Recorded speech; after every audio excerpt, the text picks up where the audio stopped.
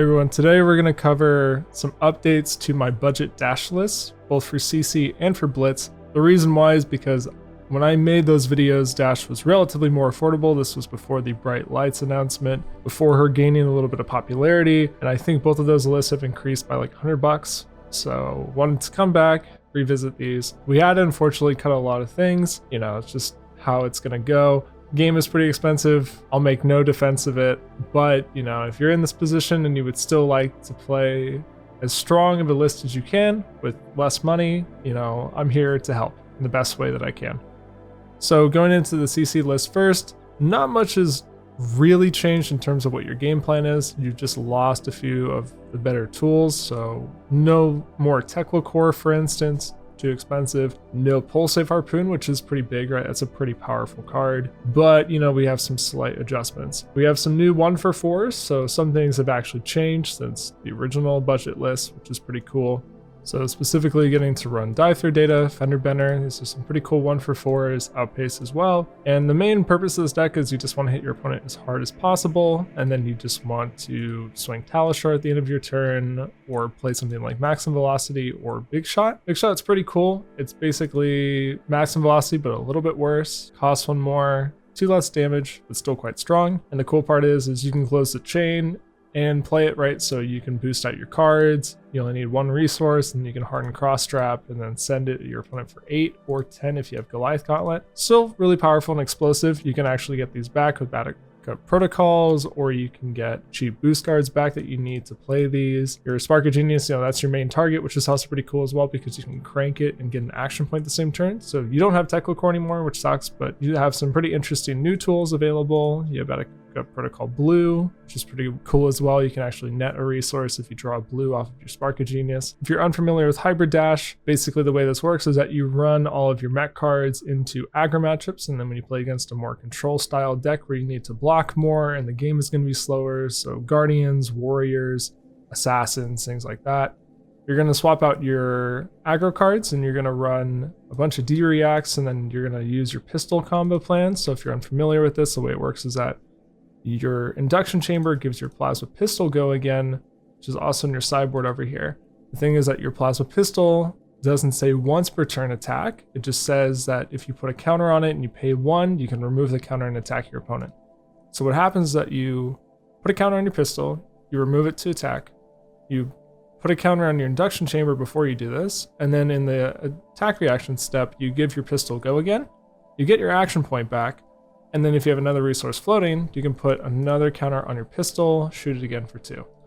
With Plasma Purifiers, what happens is that you can pay 1, remove the steam counter, and your pistol is buffed by 1 for the entire turn. So every time you attack with it, it has +1. What that means is, like with this setup here, once you get to the late game and you have all these set up, you're kind of like an engine style deck. You can activate all 3 purifiers, which means your pistol has +3 for every attack for the entire turn. So you attack with it for 5, you give it go again with induction chamber, reload it, shoot for 5 again, give it go again with your second induction chamber, so you can shoot for 15 with a bunch of blues. Really powerful. Most decks at that point in the game cannot beat you, which is really great. And you just play more D-reacts so you can live a little bit longer, so you have space to play these items. So if you were going to play these, you would swap out, for instance, you would swap out your backup protocols, you would swap out your big shots. So here you go, right? Maybe this is like kind of helpful. So I can maybe leave it as this. So you can maybe view it as what 15 cards do you bring in?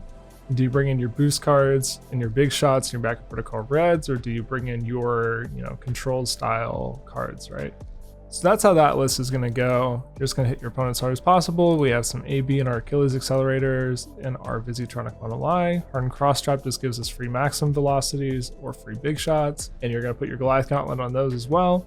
Talishar is just, you have 2 resources. You're attacking your opponent as hard as you can. You're just going to swing for 4.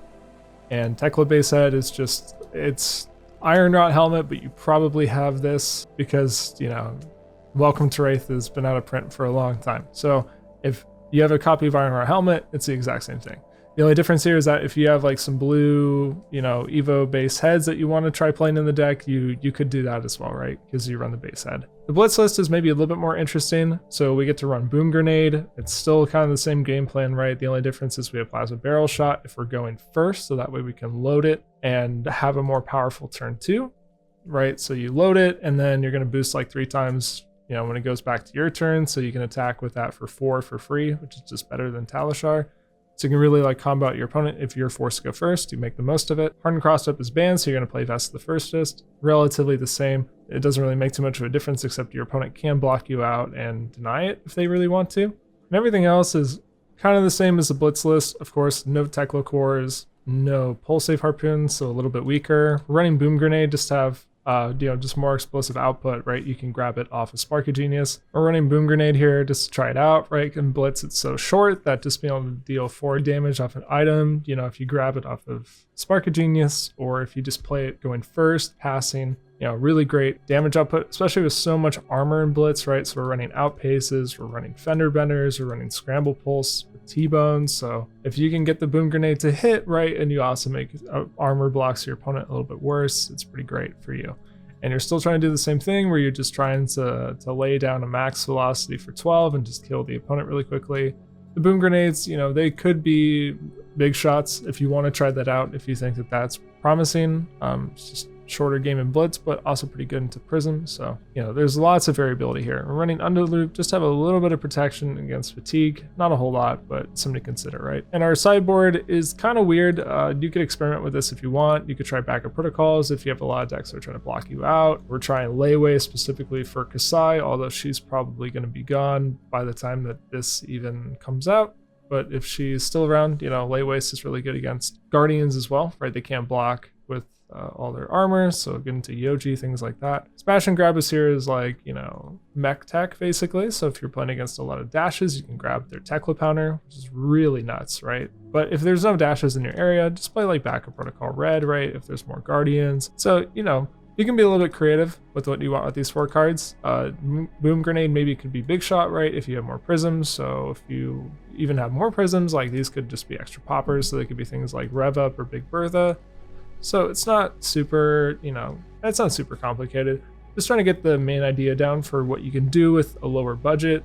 Spark of Genius is a lot worse in this kind of list. So if you do want to cut it, you absolutely could. And you could play another boost card here and save yourself what? You could save yourself like 10 bucks, I think. Let me find this. You save yourself $7. So up to you. But also if you do want to ever upgrade into more powerful versions of Dash, you absolutely got to have Spark of Genius. So that feels like a good investment to you, go for it. But the prices for these lists are $40 for the Blitz list and $70 for the CC list. So still trying really hard to stay in that budget and do as much as we can with what we got. So I hope these are helpful for you. Feel free to ask your locals to borrow a deck as well. If you're new to the game and you just want to get an idea of what the game is like, what the heroes like, feel free to try it out on Talishar. So, you know, there's lots of different avenues to engage with the game. If this is helpful for you, feel free to let me know. Until next time, thank you for watching.